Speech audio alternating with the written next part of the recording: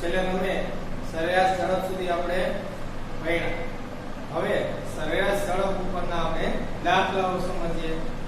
સરેરાશ ઝડપ એટલે એટલું યાદ રાખવાનું કે પદાર્થે કાપેલું કુલ અંતર છેદમાં તે માટે લીધેલો કુલ સમય. એના માટે આપણે કોઈ પણ એક ઉદાહરણ લઈ શકીએ. કોઈ આ ઉદાહરણ આપણને આપેલું છે.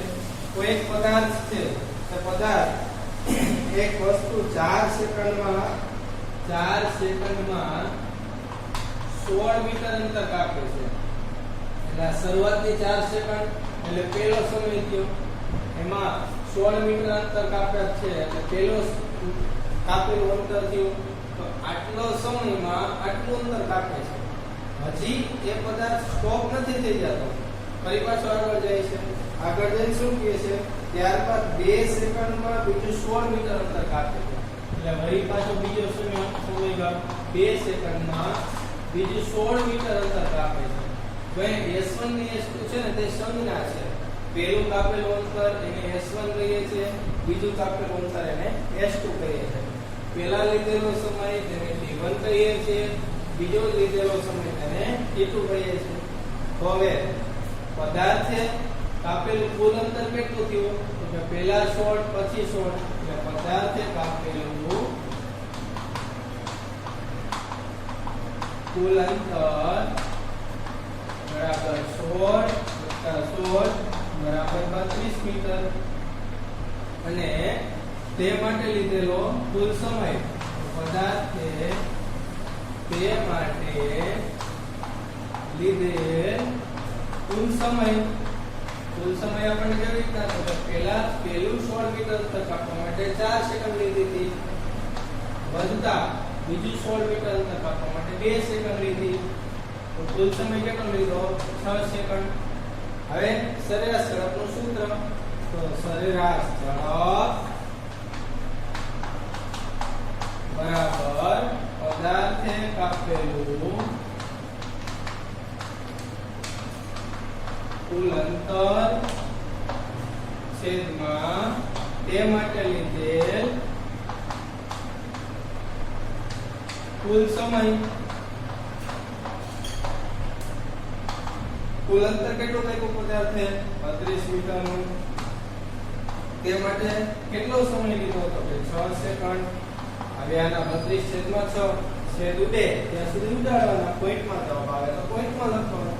આપણે રફમાં ભાગાકાર કરી લઈએ.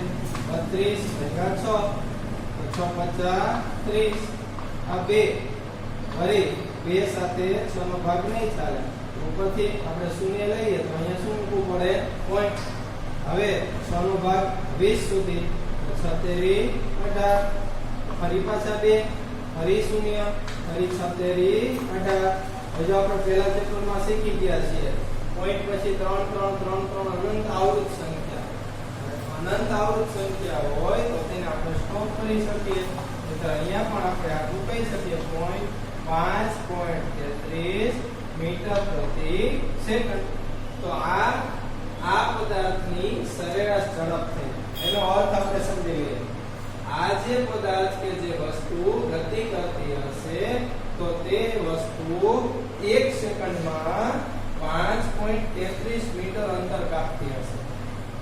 1 સેકન્ડની અંદર તેણે કાપેલું અંતર 5.33. પણ એવરેજ તમે 6 સેકન્ડ સુધી એવરેજ આ કહી શકો. બાકી ઘણા એમ કહી જાય કે ના 1 સેકન્ડ થાય એટલે 5.33 અંતર કાપેલું જ હોવું જોઈએ. એવું ના હોય. એક બસનું તમને ઉદાહરણ દઉં. આપણે એવરેજ અહીંથી રાજકોટની બસની વાત કરીએ તો અહીંથી માની લો કે ટંકારા જાય, ટંકારાથી મીઠાણા જાય, મીઠાણાથી રાજકોટ જાય તો વચ્ચે ઘણા બધા સ્ટોપ કરતી જાય. બરાબર? છતાં આપણે ગણતરી કરીએ તો અહીંથી રાજકોટ પહોંચે છે તો માની લો કે 1 કલાકમાં રાજકોટ પહોંચે છે.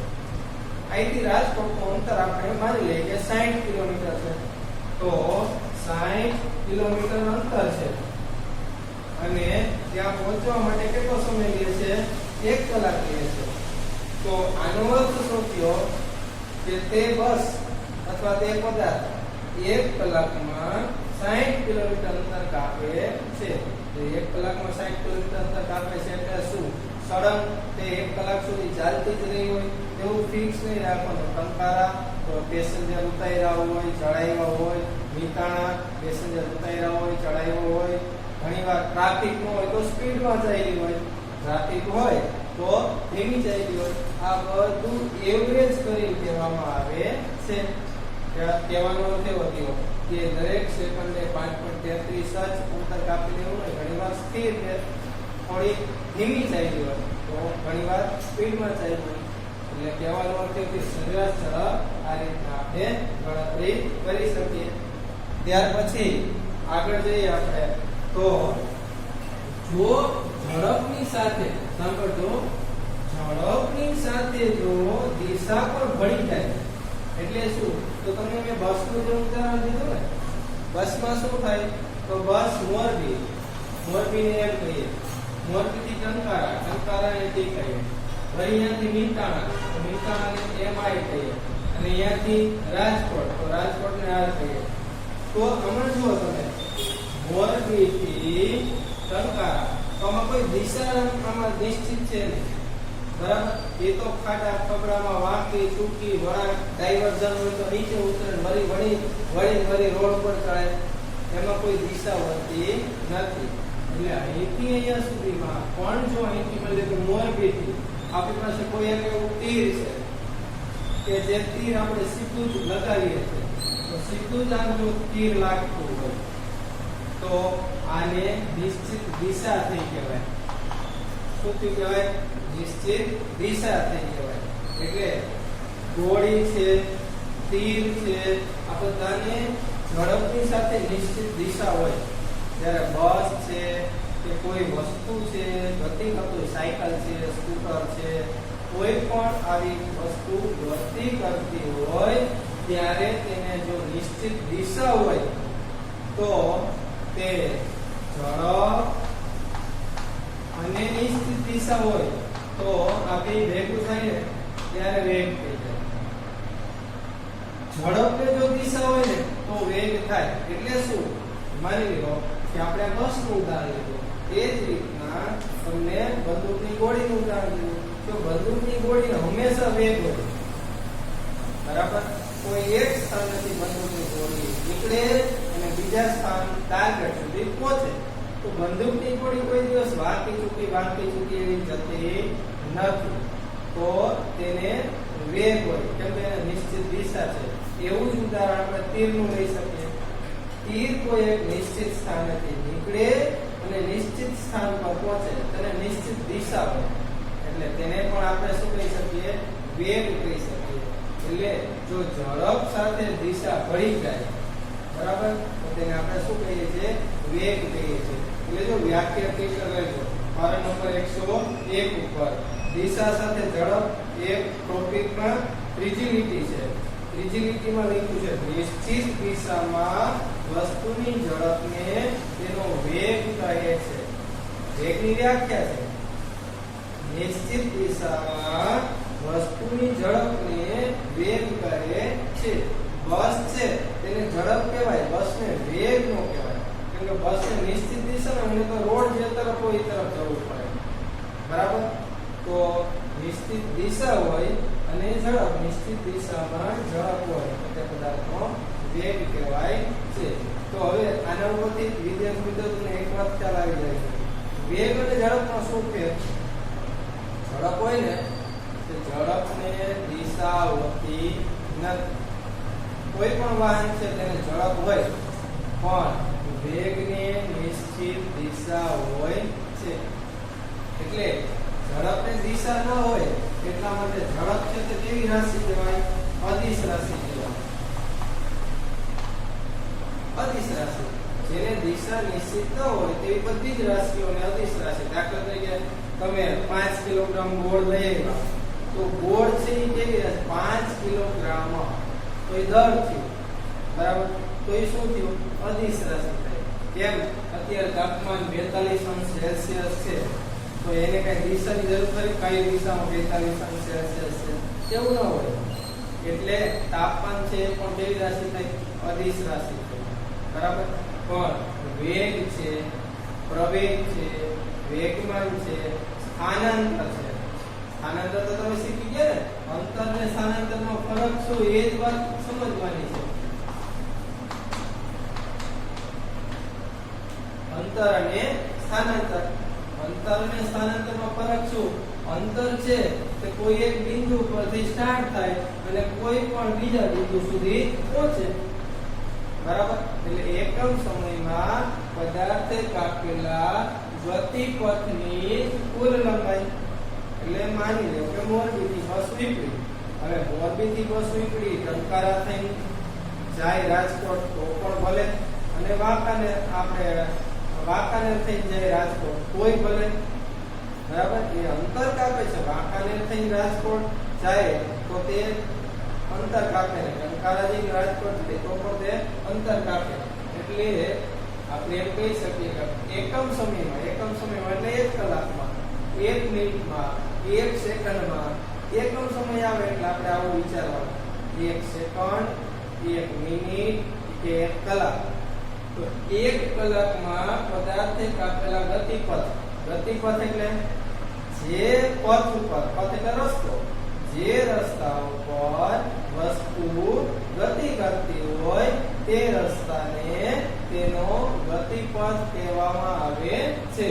એટલે આ ગતિપથની કુલ લંબાઈ એટલે શું? તો મોરબીથી ટંકારા સુધી, ટંકારાથી મિતાણા સુધી, મિતાણાથી રાજકોટ સુધી જે રસ્તે જાય તે રસ્તાને તેનો ગતિપથ કહેવામાં આવે છે. એટલે અંતરને કહેવાય કે એકમ સમયમાં પદાર્થે કાપેલા ગતિપથની કુલ લંબાઈ. પણ સ્થાનાંતરમાં એવું ન હોય. સ્થાનાંતરમાં શું થાય ખબર છે? સ્થાનાંતર તો મોરબીથી રાજકોટ, એટલે રાજકોટનો ટાવર છે ને મોરબીનો ટાવર છે. મોરબીના ટાવર ઉપરથી સીધો રાજકોટ છે ને તે તીર લગાવ્યું. તો આને કહેવાય સ્થાનાંતર. સ્થાન અંતર, પદાર્થનું સ્થાન બદલાય તેને સ્થાનાંતર કહેવાય, પણ નિશ્ચિત દિશામાં. તો તમને એક આવું ઉદાહરણ દઉં. કોઈ પદાર્થ છે તે એ બિંદુ ઉપર છે, પદાર્થ એ બિંદુ ઉપર છે, ત્યાંથી 5 મીટર અંતર કાપ્યું અને બી બિંદુ પર પહોંચ્યો. બરાબર? હવે ત્યાંથી 2 મીટર અંતર કાપ્યું અને સી બિંદુ પર પહોંચ્યો. હવે એ જ પદાર્થ ફરી પાછું 5 મીટર અંતર કાપ્યું અને ડી બિંદુ પર પહોંચ્યો. તો આ પદાર્થે કાપેલું અંતર કેટલું થયું ખબર છે? 5 + 2 + 5. તો કેટલું થયું? 12 મીટર કાપેલું અંતર થયું. પણ એ પદાર્થે કરેલું સ્થાનાંતર કેટલું ખબર છે?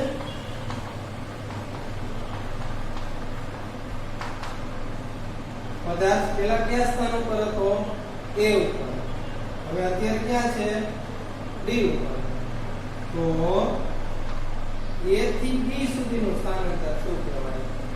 તો A થી B સુધીનું એટલે કેટલું થયું? અહીંયા જોઈએ 2 મીટર. પદાર્થનું સ્થાનાંતર કેટલું થયું કહેવાય? 2 મીટર સ્થાનાંતર થયું કહેવાય. તો સ્થાનાંતરમાં અંતરમાં આટલો ફરક છે. બરાબર? તો આ વાત ઉપરથી આપણને ખ્યાલ આવી જવો જોઈએ કે અંતર ને સ્થાનાંતર. તો ઝડપ સાથે અંતરને લેવા દેવા છે. ઝડપનું સૂત્ર બોલીએ તો અંતર છેદમાં સમય. ઝડપના સૂત્રમાં શું આવે? અંતર છેદમાં સમય. પણ સ્થાનાંતર છે તો વેગના સૂત્રમાં શું આવશે? સ્થાનાંતર છેદમાં સમય. બરાબર? હવે આ જ દાખલો આપણે ગણીએ. પદાર્થને A બિંદુથી D બિંદુ સુધી પહોંચવા માટે 10 સેકન્ડનો સમય લાગ્યો. કેટલો? 10 સેકન્ડ. તો પદાર્થને A થી B સુધી પહોંચવા માટેની ઝડપ શોધવી હોય તો તે ઝડપ કઈ રીતના શોધવાની?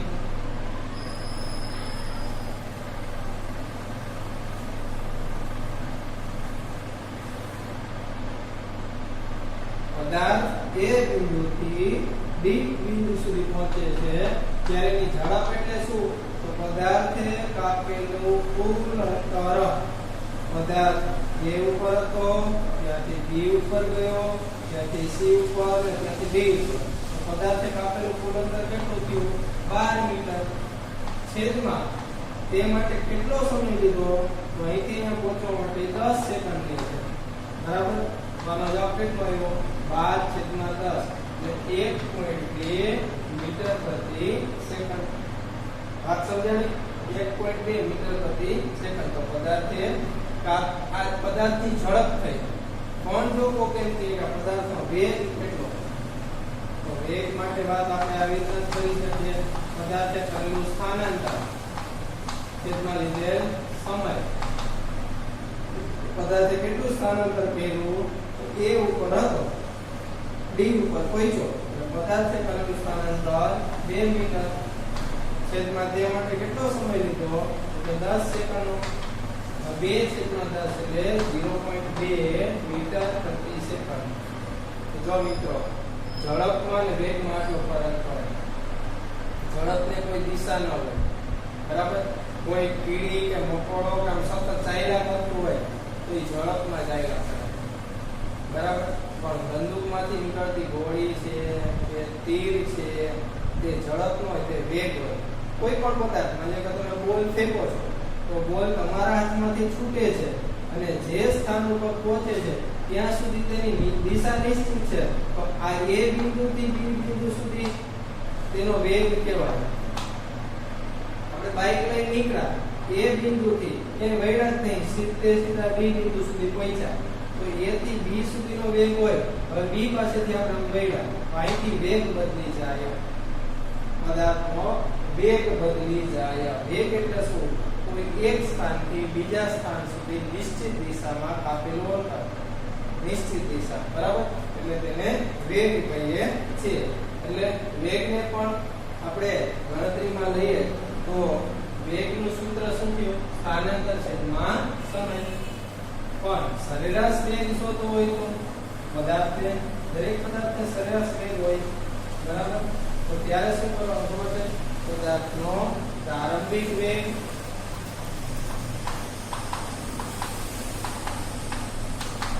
બરાબર, તો જો u + v છેદમાં v. તો આ જે વાત રહી, જો એ સૂત્ર આપેલું છે ટીક પણ તમે આ સરેરાશ વેગ. હવે આ વાત તમને સમજાવું છું આ સૂત્ર કેવી રીતના બને છે. કોઈ એક પદાર્થ આપણી નજર સામેથી પસાર થતો હોય છે. હવે આ પદાર્થ જ્યારે કોઈ એક સ્થાન ઉપરથી પસાર થાય છે ત્યારે એ પદાર્થનો વેગ u હોય. માની લે કે કોઈ સુરેખ પથ ઉપર રસ્તો સીધે સીધો છે, એના ઉપર સ્મૂથ છે, એના પર કોઈ એક બાઇક જાય છે, તો આપણે કોઈ એક મિત્રને અહીંયા એનો વેગ નોંધવા માટે ઉભો રાખી દીધો છે. ભાઈ, આ સ્થાન ઉપરથી જ્યારે પદાર્થ પસાર થાય ત્યારે તેનો વેગ નોંધી લેવાનો છે. તો એ મિત્ર એમ કે આ સ્થાન ઉપરથી જ્યારે પદાર્થ પસાર થતો હતો ત્યારે તેનો વેગ 10 મીટર પ્રતિ સેકન્ડ અથવા u હતો. હવે આ સ્થાન ઉપરથી જ્યારે પદાર્થ આ સ્થાન ઉપર પહોંચે ત્યાં કોઈ એક બીજા મિત્રને આપણે રાખેલ છે. તે મિત્રને કહેવાનું કે ભાઈ, તારી જગ્યાએથી જ્યારે વાહન પસાર થાય ત્યારે તારે તેનો વેગ નોંધી રાખવાનો છે. તો એ વિદ્યાર્થીએ ત્યાં તેનો વેગ માની લો તો 20 મીટર પ્રતિ સેકન્ડ નોંધી રાખ્યો હતો, બરાબર? તો આ પદાર્થનો વેગ જો અહીંયા ઓછો છે u અને અહીંયા વધારે છે, તો આ વચ્ચેના ગાળામાં પદાર્થ કેવા વેગથી ચાલ્યો હોય તેને સરેરાશ વેગ કહેવાય. ઘણીવાર એવું બને કે ફાસ્ટ ચાલતો હોય અને ધીમો થઈ જાય, એવું પણ બને, બરાબર? કહેવાનો અર્થ સરેરાશ વેગનો અર્થ થયો કે આ વચ્ચેના ગાળામાં આ પદાર્થનો વેગ કેવો હશે તે શોધવા માટે સરેરાશ વેગ એટલે u ને આપણે પ્રારંભિક વેગ કહીએ છીએ. શરૂઆતનો વેગ આ v છે તેને આપણે અંતિમ વેગ કહીએ છીએ. હકીકતમાં અંતિમ વેગ નથી, ના પ્રારંભિક વેગ નથી, કેમ કે આ પદાર્થ અહીંયા ક્યાંયથી આવે છે અને ક્યાંય સુધી જાય છે, બરાબર? સુરેખ પથ ઉપર. પણ આપણે જે અવલોકન કર્યું તે જે પોઈન્ટમાં જે વેગ આપણે પ્રાપ્ત કર્યા તે વેગને આપણે પ્રારંભિક વેગ અને અંતિમ વેગ એવું નામ આપણે આપીએ છીએ.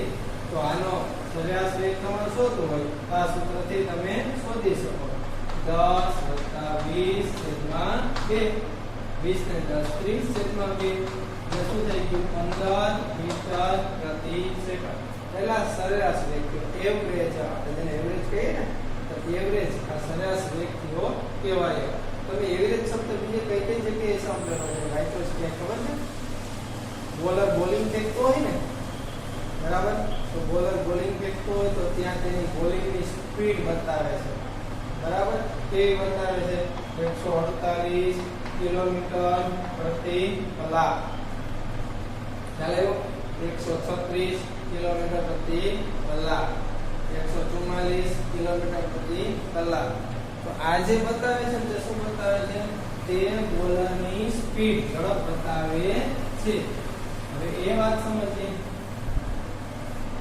બરાબર હવે જો એના માટેની વાત તમને પાછળ થોડા ક્વેશ્ચન આપેલા છે પાના નંબર 102 ઉપર જો ઝડપ અને વેગ વચ્ચેનો ભેદ સ્પષ્ટ કરો એટલે એનો તફાવત મેળવવાનો છે મેં હમણાં તમને એક બેનો તફાવત બેની વ્યાખ્યા ઝડપની વ્યાખ્યા બરાબર એનો ભેદ સ્પષ્ટ કરવાનું છે ને ઝડપ અને વેગ તો બેની વ્યાખ્યા ઝડપની વ્યાખ્યા અને વેગની વ્યાખ્યા ત્યારે એ જ રીતના અને એના સૂત્ર હોય ને ઝડપનું સૂત્ર શું થાય અને વેગનું સૂત્ર શું થાય તે બેને ઝડપનું સૂત્ર કાપેલું અંતર છેદમાં સમય વેગનું સૂત્ર સ્થાનાંતર છેદમાં સમય તો એનું મેઇન વાત શું છે કે ઝડપ અદિશ રાશિ છે એની દિશા નિશ્ચિત હોતી નથી વેગ સદિશ રાશિ છે એની દિશા નિશ્ચિત હોય છે તફાવતના મુદ્દા ત્યાં ત્યાર પછી કઈ પરિસ્થિતિમાં વસ્તુના સરેરાશ વેગ અને સરેરાશ ઝડપના મૂલ્ય સમાન થાય છે જો પદાર્થ સુરેખ પથ ઉપર ગતિ કરતો હોય તો બરાબર કે વળાંક વળી જતો હોય તો થાય નહીં સીધે સીધો કોઈ એક સ્થાન ઉપરથી નીકળે અને બીજા સ્થાન પર પહોંચતો હોય તો એ સમયગાળા દરમિયાન પદાર્થનું સરેરાશ વેગ અને સરેરાશ ઝડપ સમાન હોય છે પછી વાહનનું ઓડોમીટર શું માપે છે તમે ઘણીવાર તમારા વાલી સાથે ગાડીમાં બેઠા હોય ને આગળ બેઠા હોય તો આગળ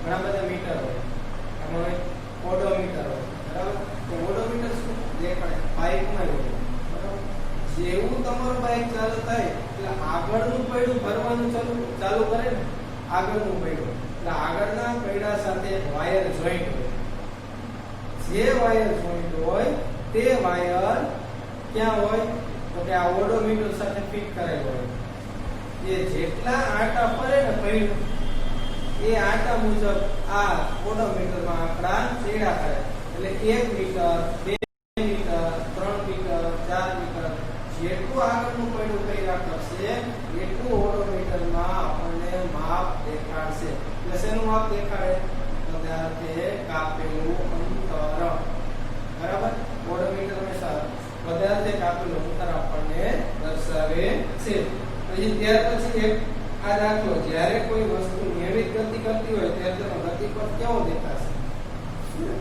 નિયમિત ગતિ કરતી હોય તો નિયમિત ગતિ આપણે નિયમિત અને અનિયમિત ગતિ શીખી ગયા છે કે એકમ સમયમાં પદાર્થે કાપેલા ગતિપથની કુલ લંબાઈ સરખી રહેતી હોય દરેક સમયે માની લો દર 5 મિનિટ આપણે જોઈએ છે બસમાં બેઠા છીએ બસમાં બેઠા આપણે માઇલસ્ટોન બાજુમાં કિલોમીટરના પથ્થર આવે ને તે જોતા હોય તો દર 5 મિનિટે જોઈએ તો એ બસ દર 5 મિનિટે 5 કિલોમીટર અંતર કાપી નાખે ફરી બીજી 5 મિનિટ જોઈએ ફરી 5 કિલોમીટર અંતર કાપે ફરી ત્રીજી 5 મિનિટ જોઈએ ફરી ત્રીજી 5 કિલોમીટર અંતર કાપે કહેવાનો અર્થ એવો થયો કે એકમ સમયમાં પદાર્થ નિશ્ચિત અંતર કાપતો હોય શું સમયના એક સરખા ગાળામાં એક સરખું અંતર કાપતો હોય તો તે પદાર્થ કેવી ગતિ કરતો હોય નિયમિત ગતિ કરતો હોય પણ જો પદાર્થ સમયના એક સરખા ગાળામાં એક સરખું અંતર કાપતો ન હોય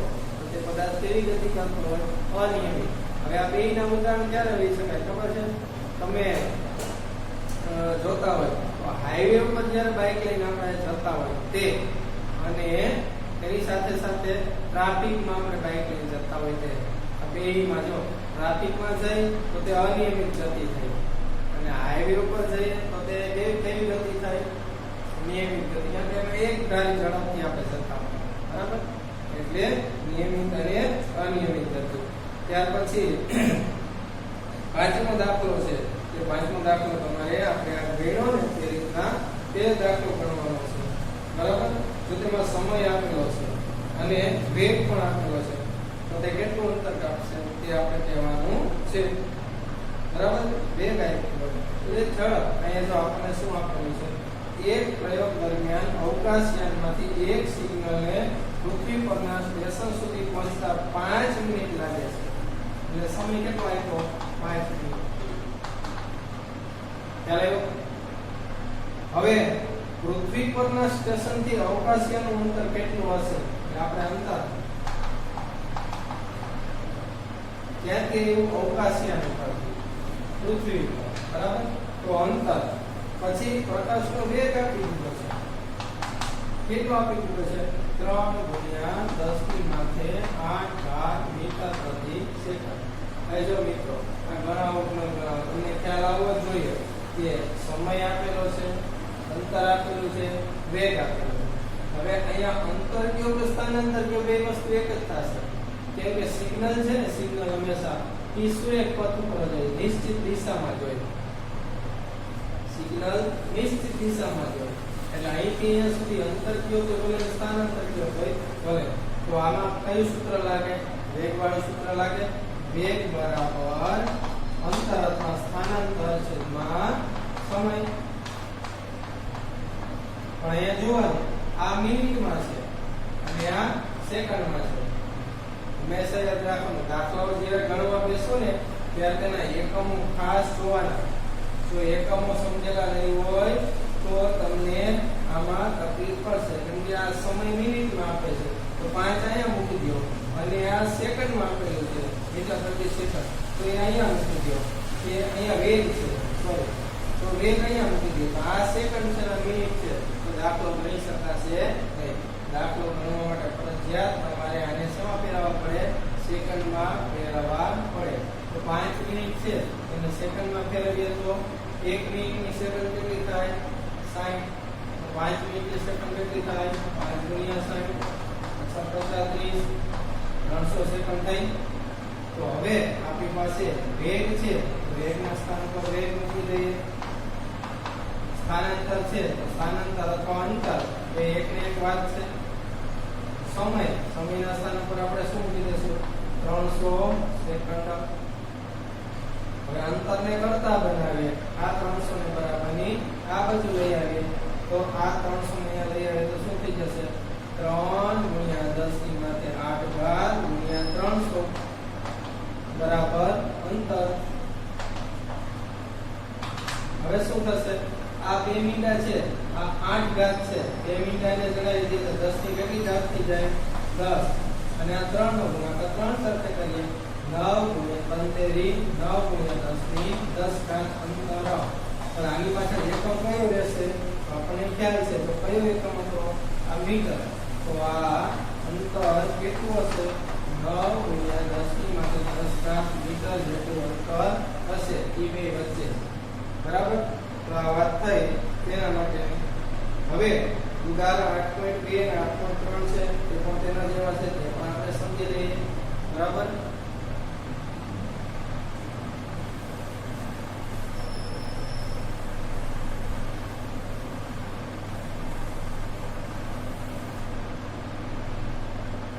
જો ઉદાહરણ 8.2 છે તો મુસાફરીના પ્રારંભના સમયે કારના ઓડોમીટરનું અવલોકન 2000 કિલોમીટર છે. ત્યાં સ્ટાર્ટિંગ 2000 કિલોમીટર એમાં છે જ. હવે આપણે સ્ટાર્ટ કરવાનું છે તે 2000 કિલોમીટર થી 2001 2002 2003 10 કિલોમીટર ચાલી છે. તો 2010 20 કિલોમીટર ચાલી છે. 2020 જો આપણે કોઈ ભાડે વાહન કરે રેન્ટ ઉપર ત્યારે ટૂર ઉપર જવાનું હોય આપણે અને આપણી ઘરની ગાડી નથી લઈ જવી અને ભાડે વાહન કરવું છે તો તેના રેટ હોય કિલોમીટર ઉપરના રેટ કે 12 રૂપિયા કે 15 રૂપિયા કે 16 રૂપિયા કે 20 રૂપિયા. તો એ રેટ નક્કી કરે કિલોમીટર ઉપર. હવે જ્યારે આપણે જર્નીની શરૂઆત કરતા હોય ને એટલે આપણને ડ્રાઈવર કહી દે કે કિલોમીટર નોંધી લ્યો. એટલે જ્યારે આપણે ઓડોમીટરમાં કિલોમીટર નોંધી લઈએ એટલે તે શું થયું 2000 કિલોમીટર. પણ આપણા માટે કેટલા થયા 0. આપણે તો ફર્યા જ નથી, આપણે તો હજી ફરવાનું શરૂ કરીએ છીએ. બરાબર, એટલે આપણા માટે એ 0 કિલોમીટર થયા. હવે શું કહે છે, પ્રારંભના સમયે કારના ઓડોમીટરનો અવલોકન 2000 કિલોમીટર છે અને મુસાફરીના અંતમાં 2400 કિલોમીટર દર્શાવે છે. બરાબર, આ પ્રારંભમાં અને અંતમાં 2400 કિલોમીટર દર્શાવે છે. એનો અર્થ કેટલો થયો, આપણે કેટલા કિલોમીટર ફર્યા તો ઓટોમેટિક ખબર પડી જાય. કાપેલું અંતર 400 કિલોમીટર છે. બરાબર, તો એમ કહે છે મુસાફરીના અંતમાં 400 કિલોમીટર દર્શાવે છે. જો આ મુસાફરી દરમિયાન લાગતો સમય 8 કલાક હોય, અમે કેટલો લઈ ગયો 8 કલાકનો સમય લઈ ગયો. 8 કલાક સુધી મુસાફરી કરી તો કારની સરેરાશ ઝડપ જણાવો.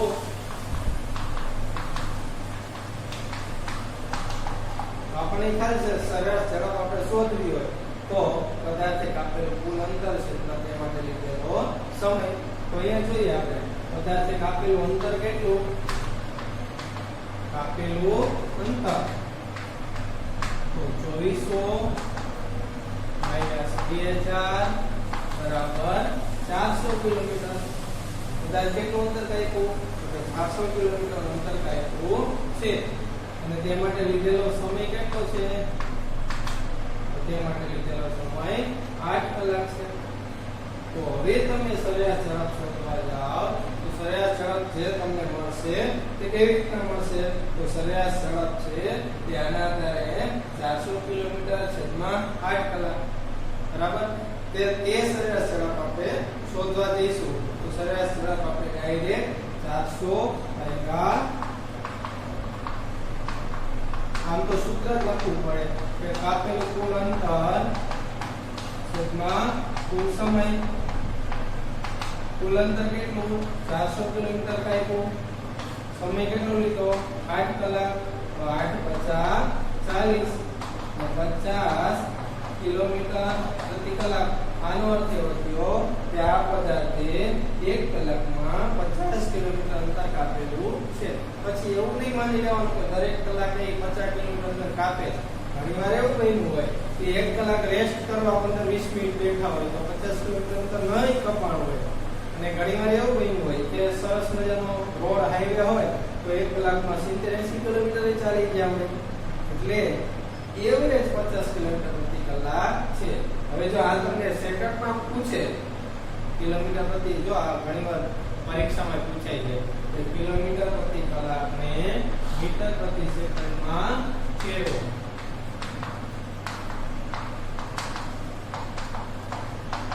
બરાબર, કિલોમીટર પ્રતિ કલાકને મીટર પ્રતિ સેકન્ડમાં ફેરવો. તો આપણે કેટલા આપ્યા છે 50 કિલોમીટર પ્રતિ કલાક. તો 50 કિલોમીટર પ્રતિ કલાક છે એટલે કલાક કેટલી થાય 1. હવે કિલોમીટર ને મીટરમાં ફેરવવા માટે કેટલા વડે ગુણવા પડે 1000 વડે. કેમ કે 1000 મીટર થાય ત્યારે 1 કિલોમીટર થાય. તો આ કિલોમીટર છે અને મીટરમાં ફેરવવા માટે 1000 વડે ગુણવાના. છેદમાં 1 કલાક છે તો કલાકને સેકન્ડમાં ફેરવવા માટે કેટલા વડે ગુણવાના. તો જો મિત્રો 1 કલાકની કેટલી મિનિટ થાય 60 મિનિટ અને 1 મિનિટની કેટલી સેકન્ડ થાય 60. ફરીથી કહું છું 1 કલાકની કેટલી મિનિટ થાય 1 કલાકની મિનિટ 60. બરાબર, હવે 60 મિનિટ છે તો 1 મિનિટની સેકન્ડ કેટલી થાય 60. તો અલ્ટિમેટલી 60 ગુણ્યા 60 એટલે કેટલી થશે 3600 સેકન્ડ. તો આપણને પૂછે કે 1 કલાકની સેકન્ડ કેટલી હોય તો કહેવાનું 1 કલાકની સેકન્ડ 3600 હોય.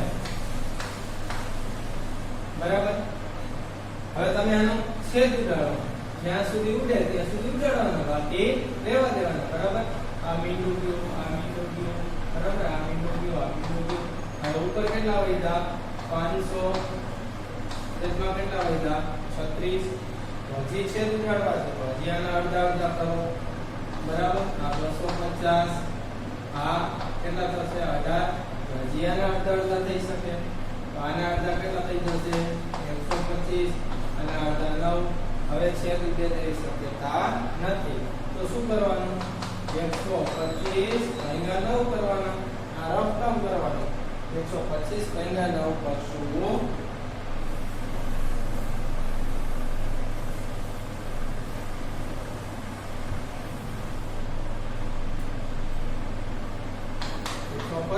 રફમાં કરવાનું 9 * 9 હવે 12 માંથી 9 જાય તો 9 10 11 ને 12 એટલે કેટલા વધ્યા 3 અહીંથી ઉતાર્યો 5 હવે 9 23 થાય 9 36 36 આનાથી વધી જાય 9 23 27 હવે 35 માંથી 27 થાય કેટલા વધે 8 ઓકે હવે 8 સાથે 9 નો ભાગ ચાલે ને એટલે અહીંયા પોઈન્ટ ને આ ઉપરથી ઉતાર્યું બિંદુ હવે ફરી પાછો 9 નો ભળ્યો 9 એક કેસ વધી જાય 9 8 72 ફરી પાછા કેટલા વધ્યા 8 ફરી પાછી 0 ફરી પાછું એનું એ કહેવાનો અર્થ એવો થયો કે જો આ ઝડપને તમારે મીટર પ્રતિ સેકન્ડમાં કહેવું હોય તો 13.88 હજી આગળ 8 લાખ લાવ્યા થશે એટલે આપણે જોવાનું પોઈન્ટ પછીનો પેલો બીજો ત્રીજો આંકડો જો 5 કે 5 થી વધુ હોય તો આની અંદર એક ઉમેર દેવાનો આગલા આંકડામાં એટલે આ કેટલા થઈ જશે 89 એટલે 13.89 અને આપણે 13.89 તો પાછા એકમ ફરી જાય અહીંયા એકમ કિલોમીટર પ્રતિ કલાક છે તો અહીંયા એકમ મીટર પ્રતિ સેકન્ડ છે જે થઈ જશે હવે આ દાખલાનો જવાબ આ પણ સાચો છે અને આ પણ સાચો છે જો આપણને સ્પષ્ટતા કરેલી હોય કે જવાબ મીટર પ્રતિ સેકન્ડમાં આપો તો આપણે અહીંયા સુધી દાખલો કરવો પડે અને જો આપણને સ્પષ્ટતા કરેલી ન હોય તો આપણે અહીંયા સુધી દાખલો કરીએ તો પણ ચાલે બરાબર